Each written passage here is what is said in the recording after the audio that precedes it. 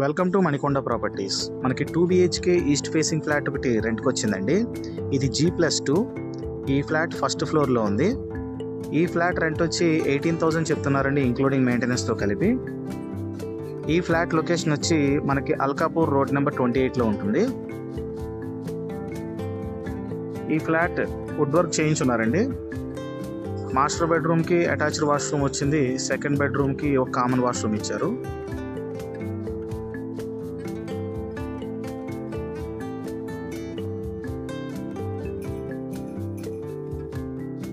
ఈ ఫ్లాట్కి car parking లేదండి. ఒకవేళ కారు ఉంటే కనుక బయట పార్క్ చేసుకోవడానికి ప్లేస్ ఉంది.